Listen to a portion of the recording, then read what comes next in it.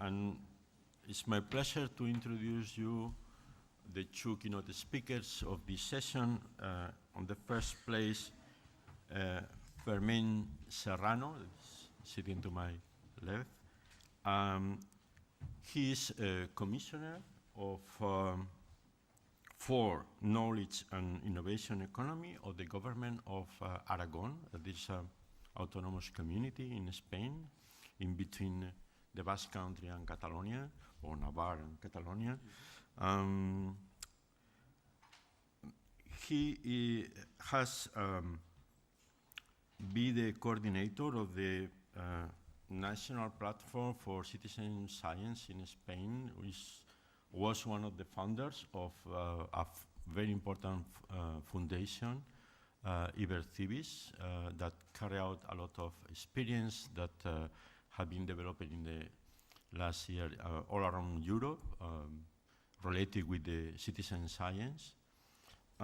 Also have played a very important role in European Union in pushing all the research related with the citizen science.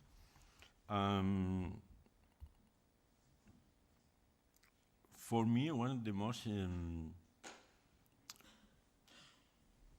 piece of work that inspired my research also on citizen science is a piece of paper that Sociosites, I think, that you write and share with the rest of the people interested in this issue all around Europe, but settle some characteristics and guidelines for the research in this area, and that was adapted for the European Union. So he's also a member of the European Citizen Science Association, and I mean, this is a very, very short introduction, and today she will talk about the citizen science at the confluence of research, society, technology, and the arts. Thank you. Fermín.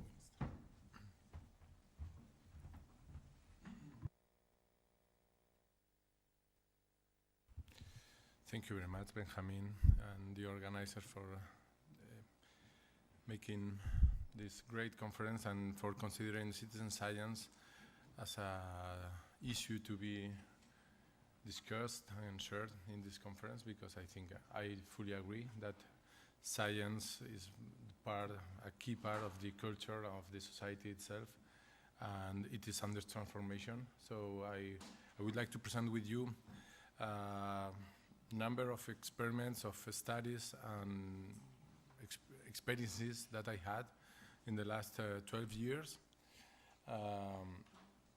There is not a very specific order, so please, I would like to listen to me like playing the connect the dots game, because I will provide you several slides, several flashes. Somehow connected or unconnected, please transform this presentation for your own expertise area, because I believe that science and knowledge is transversal for politics, journalism, or commons governance, and so on. So I will present 30 slides, 1 slide per minute. First of all, since I am not anymore fully engaged in the citizen science and Unibertsitatea Foundation, I will introduce myself from a personal view, so that you understand better my slides. I will also go directly into the action. So it's not very theoretical presentation, but mostly action oriented. Okay. So I started doing citizen science with my father, the one in the right in your left of the images. In the 80s, in one region of Spain called Teruel, there were no knowledge at all about the cultural heritage in my little town. And these guys, they started going to the mountains saying, oh, this is Roman, this is Iberian, what is this? You know, and after so they contacted the university, they built a number of actions at local scale in the 1,000 little town in Teruel. about cultural heritage, commons, citizens, publications, and so on. And we have now a museum. It is a very important driver of economics in that town. So at that moment, I grown up by trying to make visible the invisible, and that in this case was the cultural heritage. When I was 18, I started going to the field with my friends to do bird watching. This fantastic opportunity to go and relax in the field. But this is my friend Jorge in my other town in Segovia, also in close to Madrid in Spain. There I would like to highlight the device that we have now, okay? In 20 years, what we had 20 years ago was nothing, like, oh, what is this? And now we have, at affordable price, still, you need money, you need time, you need some privileges, but bird watching is a tremendous, a huge trend in the world of people doing real science for academia, okay? And it is a lot of fun. You know, if you like birds or vultures, it's very funny. So I studied, I am a computer scientist. I studied about theories and about artificial life and how to make robots to cooperate with swarm intelligence and so on.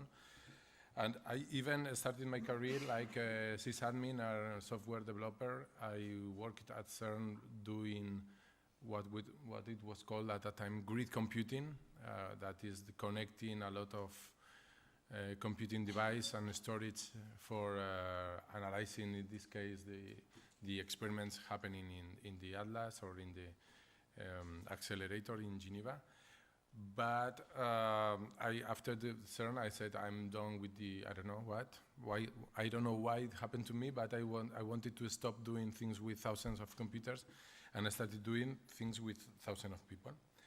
However, I would like to highlight that Geneva, the CERN, one of the most important efforts of mankind, it provides the openness and it created some unexpected result like the World Wide Web. I have one screenshot here from one message from Tim Berners-Lee explaining why they created the World Wide Web as a key issue. The main point for them was to make scientific knowledge available for everyone, open, okay? The impact of open science, it has transformed the society at large. So I started working in one research center in the University of Zaragoza about biocomputation and complex system physics. And we did a number of experimental studies. And we had a model to analyze the behavior of this device. This is a nuclear fusion reactor. It simulates the behavior of the sun in Earth by heating helium and hydrogen and creating energy from this. This device is in Madrid, close to Moncloa. It is very expensive to maintain, to heat, to run. It is very specific reaction. So we had the equations and said, let's run in our computers, okay? And we simulate this device in silico. And we had the opportunity, it was a message with the city council at that time in Zaragoza, said, we want to do open city, open science, and we started working with Boeing, this volunteer computing platform that allows you to connect a number of desktop computers that we all have at home to do specific simulations. So we simulated the behavior of each atom in this device in one computer of the citizens who volunteered to join our platform. And as a result, we had 40,000 people connected in 40 days, and we had millions and millions of atoms that resulted in a good scientific publication simulating the behavior of this device. You can see in the bottom of the picture these little dots moving around the device. In this case, it's ITER, the device in Cadarache, okay? But well, at the end, we ran after nuclear fusion. Since we already had 40,000 computers at home connected to us, we started creating, why don't we simulate proteins for drug discovery? Why don't simulate different materials like graphene and so on? So we created a kind of framework to simulate and to model different scientific challenges in the computers of the people at home. The number of theses and publications was outstanding.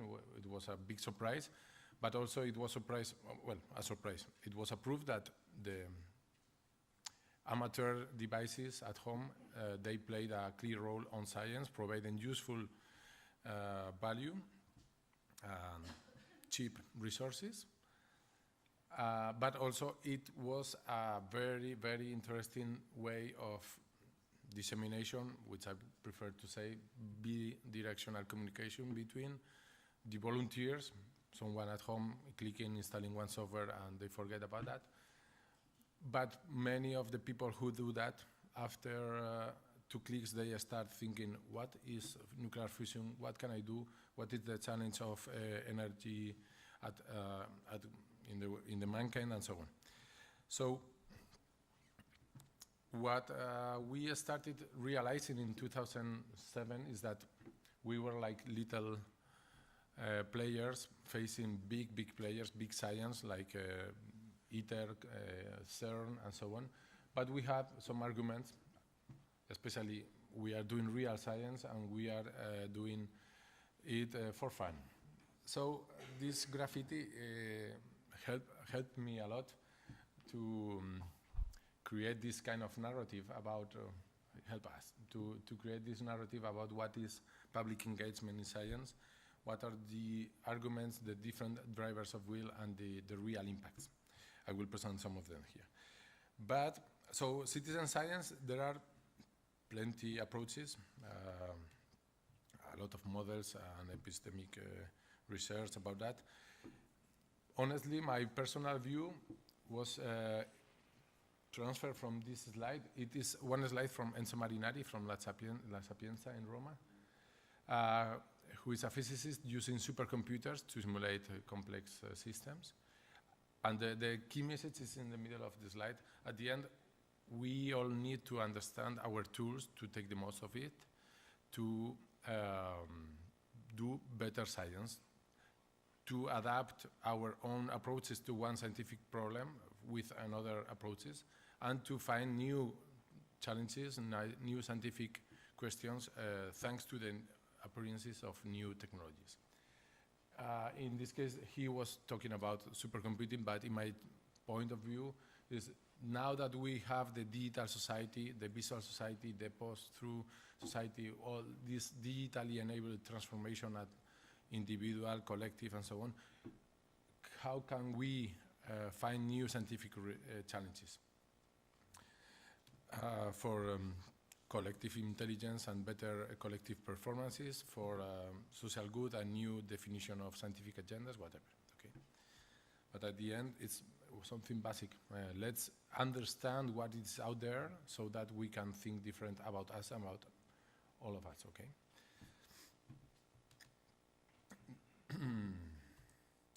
So one of the first experiments we had after the volunteer computing platform we created, we started with human behavior experiments, analyzing what are the reality, how can we measure the collective behavior.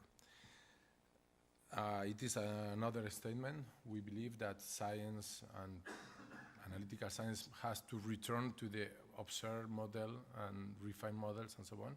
So we started observing and creating ad hoc experiments to understand better what is happening. In this case, imagine in 2009 how it was to create 1,400 students playing one game in real time with no budget from our side to create the tool, the middleware, the data validation, redundancy, the payments with real money for schools and so on. Imagine the mess and the production side of citizen science, right? But at the end, what we had is one first experiment that has been enriched in the future in different other and many other versions of the experiment. But the first thing we analyze, how do you cooperate or you don't cooperate? How does the effect of the network of your neighborhoods affecting your willingness to cooperate or not? Okay, and we find some useful results about difference between girls and boys, about rural and urban environment, and so on. Okay, we had a great publications on that.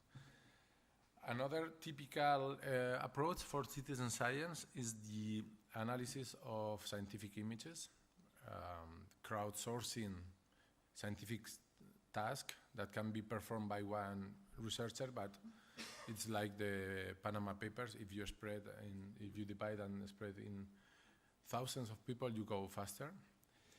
So we did what other people were doing at that time already, like Unibertsitatea, one of the most successful in numbers citizen science experiment, and we started creating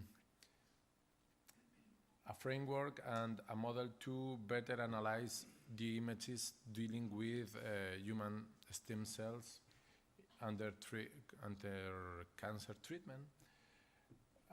What you see there, we have one image of one video of one culture cell that researchers, they put different drugs on it, and you see how the cells themselves, they go to death faster or slower.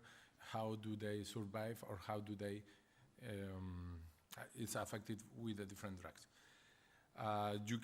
I have no idea about apoptosis, about necrosis, different nuclear cells, but if you cut that image and you say, do you see one cell like this or like this? You see this cell with bubbles or in going black, it means apoptosis or necrosis, this kind of thing. At the end, it is the same power of CAPTCHAs, but instead of doing CAPTCHA for one company, you are doing it for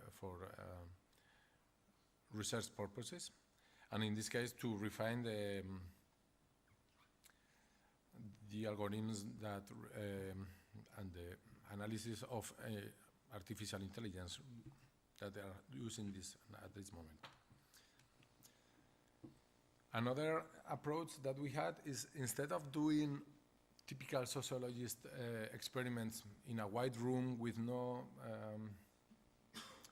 inputs from the outside, to perform single tasks, and you analyze little groups, like usually 40, 400.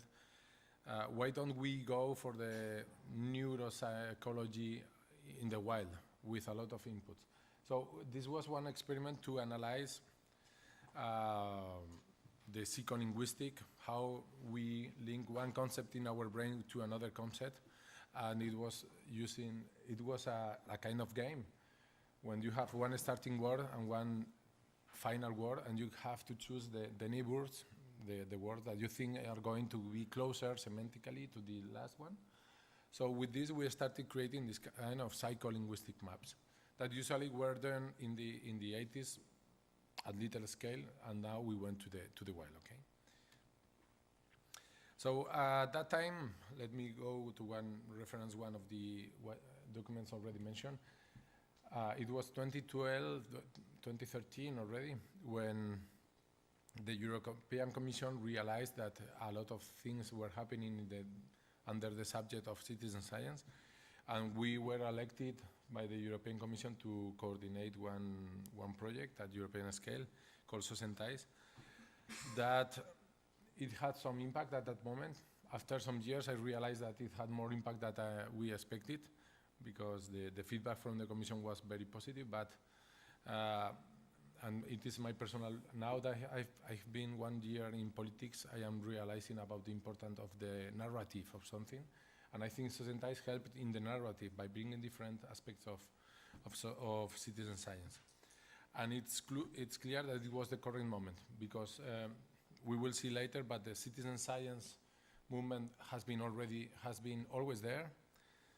But since 2008, 2012, it started growing, because I guess the occurrences of digital technologies and another digitally enabled personal transformation. but it helped to boost the thing at European scale.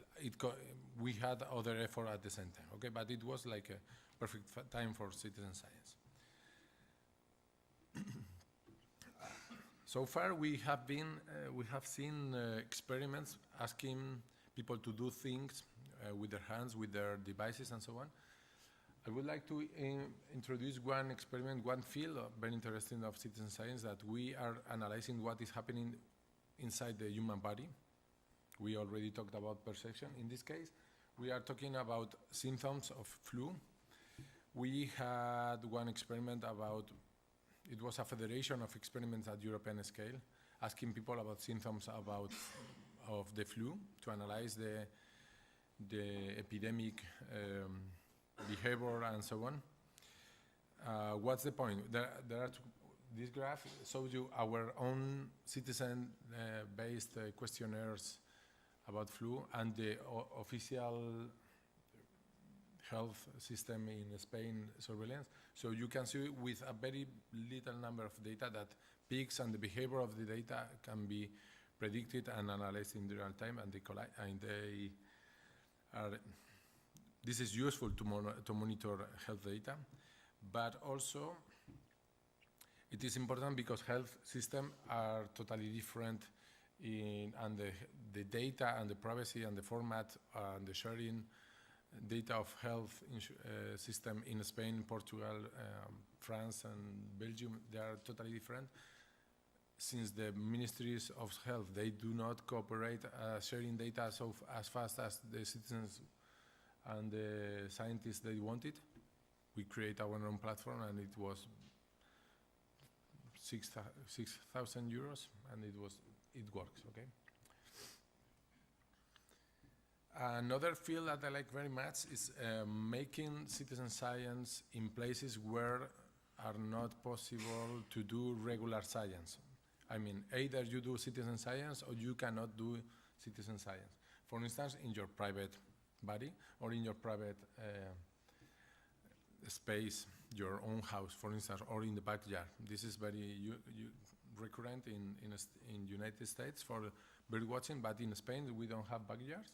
So we wanted to highlight this effect of going into the private field by asking people to do little experiments of water quality analysis at home, so that we can improve the water quality surveillance compared to the official system of the city.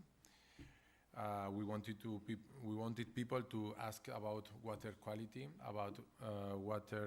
in time, different seasons, what happens when we have a flood, and so on. By doing this, we engage a number of schools. We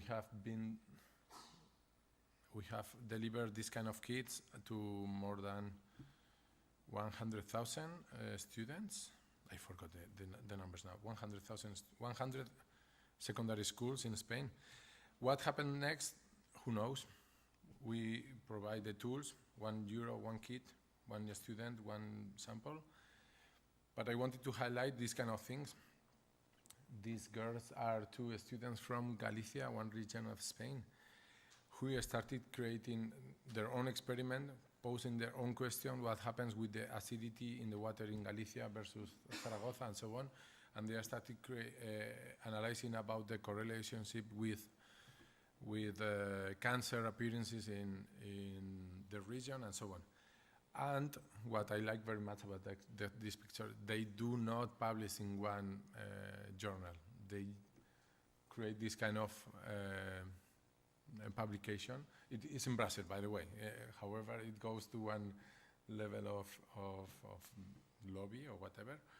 But the publications are totally different, okay? And there were their own questions, their own processes, and so on.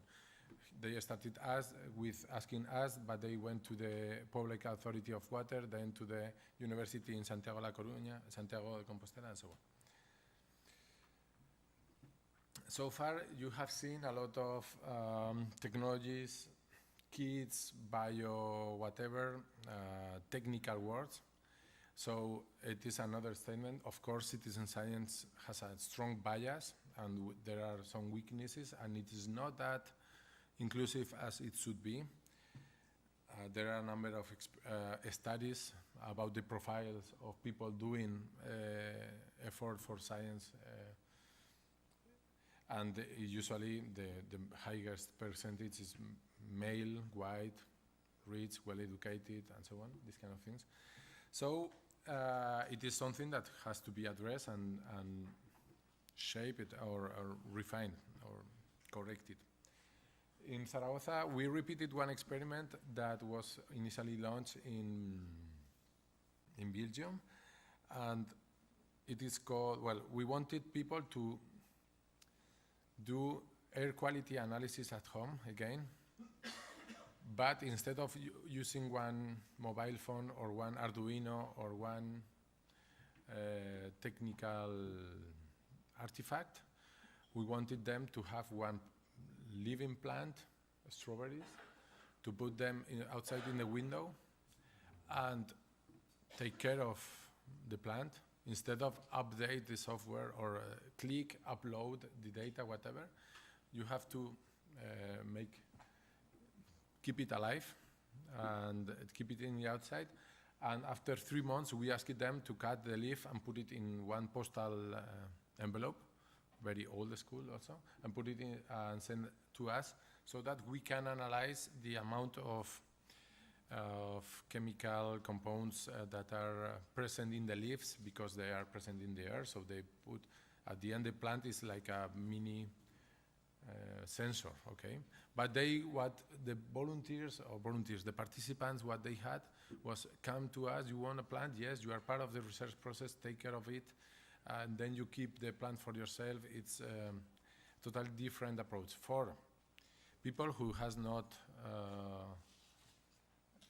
mobile phones, people who don't want to do these kind of things, younger students, risk of exclusion groups, and so on. And another thing that we had with this is the sexy approach of citizen science. We did the analysis of the money for value in this experiment. We spent 3,000 euros in plants, 3,000 euros, and only in publicity in physical newspaper we had 60,000 feedback. Okay, that was another experiment. It is not cheap. The citizen science is not for free. You have to invest, but you have a lot of values, also economic values, because. So of course we could analyze by having plants in the terrace, in the balconies of the people. We could analyze more spots than the only 6 official spots in Zaragoza, and we could analyze the effect of different heights in the buildings and so on. Okay. One of the things that are linked very much to the topic of this conference is the collective behavior. In our case, we have been very interested always in the collective intelligence subject to understand, to try to verify all these studies that show that there is a factor, there is a proof that the collective, at some scales, we are performing better than individually. Our approach for this is we have to make collective intelligence happen, to measure it, and then to model, and then we'll see. Okay, but first of all, we wanted to make it happen. One of the approaches to make it happen, we went in 2014 to a couple of artistic festivals. One of them was the Sonar Festival, Sonar Plus D in Barcelona, and the other one, Ars Electronica in Linz in Austria. And we wanted to make people play with the collective intelligence experiment, not doing, I don't know, standard things, but doing music. What you see here is an online music sequencer, and you can see there are like 2 matrices. The one in the top is the one you can compose your own song by having the line of bass lanes and the drum, snare, bass, drum, and so on. And you can see down in the bottom of the canvas, you can see what others are doing, what your neighbors are doing. So you can remix in time, you can create your own sound, your own approach, and remix and so on. So it behind the back end of this tool, it has evolution theory, mechanical statistics, and so on to understand what is happening and how can we create the collective intelligence, the better performance in music composition, which is totally subjective. But the front end is that, okay, please sit here and make some music and have fun for a little while, okay? Please have sex with ideas, remix your own song with the others, okay? Of course, we went with DJs and artists at these kind of scenarios like Sonar, and this guy here is one of the most important DJs of hip-hop music in Spain, R. Rumba from Zaragoza, and it is also an important issue.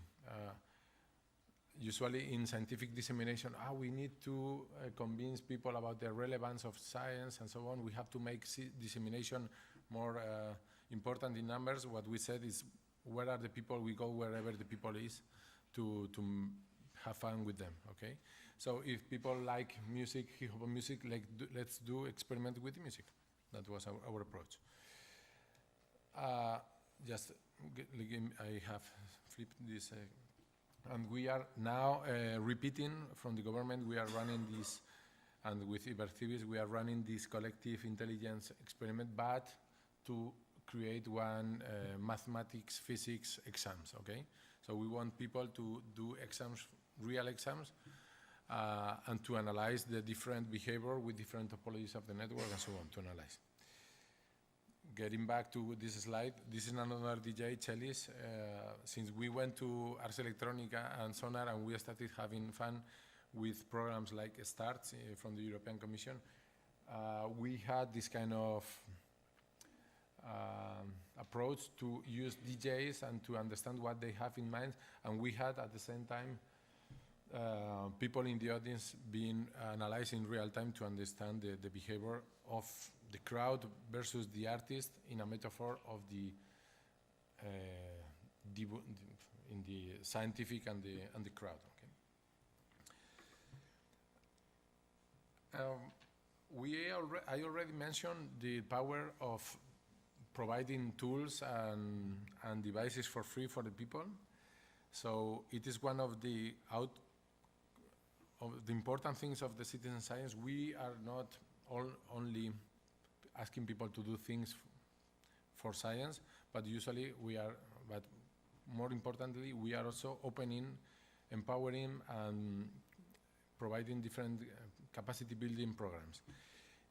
In this case, I wanted to highlight the picture in the right. It's a very tiny picture, but we created one of the many media labs, citizen labs, and citizen science labs, whatever, how you want to call it. By creating one open, public, free space with fully equipped with scientific equipment like Fab Lab, 3D printer, laser cutter, and so on, but bio labs for the emergent trend of bio labs and citizen science in this field. By bringing the same laboratory to one center of art and technology, it changed totally the approach. In this case, micropets, this experiment, we wanted to analyze the microbiology at home, but it is more important that we created a number of activities, a program to make teachers capable to build their own biolab in the secondary schools that they belong to. I have to mention Ricardo Mutubarria, please, and the biolab he's building here in the Basque Country, which is very important. At the end, again, we are asking people to send us some samples of the dust of their home. We are teaching the teachers how to build do-it-yourself and biolab equipment, and the amount of output on this range from social, scientific, educational, and so on. Since we already had also new equipment like drones, we wanted to use drones to build 3D models of the cultural heritage of Aragon, different castles. So we created one specific project and program about castles in Aragon. What's the point? To make the drone flight and take picture and then build a 3D program and then an exhibition in the center of Zaragoza, but that is not that important. For us, the point was take the opportunity of scientific research, flipped classroom, and do-it-yourself research in your own town. Please go and discuss with your grandparents about the history of your town. And this is like, it was part of the digital ethnography teaching program that we launched a couple of years ago. In addition to drones, we are doing now satellite and the space content. You can see one picture of what is happening in our city sometimes. We are part of the CANSAT competition launched by the European Space Agency. We won the first year, but we have equipment to make things as fascinating, like sending one device to the stratosphere. And we are analyzing different aspects of this. I wanted to highlight another project that is happening now, DNOSIS. It is one easy-funded project, very important, with several millions of euros to create the International Odor Observatory. Odor is a major concern for society because there is not legislation, there is not digital device better than the human nose, there is not a common framework for this. So the European Commission acknowledged to create something to set up the odor observatory, because what is the point with this? Before the European Commission selects you to do a 6 million euros project, there is a process, okay, to prepare the proposal, to have some experience and so on. Everything started by the fact of having one national institution like Euskal Foundation open to everyone, making external people able to raise their hands and say, can I use your foundation to apply for European funds? And we said yes, of course. And in this case, there's one girl from Galicia, Rosa Arias, who had the idea. She was not in the research scenario, but she was in the private companies consulting and so on. She said, I want to do citizen science with the model, with this approach. Use the Euskal Foundation. Use our capabilities, our reputation, our technical support, and so on. So it is great, the project itself, but I am very happy that someone is able to say, do you mind if with the University of Zaragoza it is not happening. I don't know if in the University of Basque Country it's happening, but it is good to have this interface and ex-institution approach, okay? So we did a number of experiments. I am going very quickly, but the publication of citizen science are growing by a factor of 43% per year. It is gaining relevance. The number of publications, the quality of data is great. There are huge efforts. Mosquito Alert is one of the greatest efforts doing science and analyzing the same behavior of science and the scientific behavior. I wanted to highlight here that we analyze the community of publishers, who is doing citizen science, who is doing what. So there is one big community about bird watching and the other one is astronomy. But digital humanities and biodiversity and so on, it is growing very fast, okay? This is the number of publications, sorry, it is in Spanish, but it is growing. One of the last research study that we did for the European Commission is to analyze the impact of citizen science in environmental policies, and we analyzed 500 projects, and we analyzed in depth 30 projects. What was interesting for us, for me, was the first attempt to map citizen science and SDGs, okay, the Sustainable Development Goals, which is one of the key narratives that mankind has now to make climate change fight sexy, to make international cooperation something relevant for all the actors, not only for NGOs, but also for companies, administrations, and so on. So I want to link this. Sorry, I go directly. I have to say, sure. From the government, we are having an approach for this. I wanted to share this publication from the Open Laboratory Government of Aragon and opening the institution. Hacking Inside is one thing that we are doing in the government of Aragon now. We are trying to change the transparency and the public behavior and the culture of science. And one of the most important projects that we are running now, it's called Ebro 2030 because we focus on the water and the SDGs. But again, I would like to highlight SDGs are the consensus for all of us. And I hope citizen science plays a leading role in this transformation.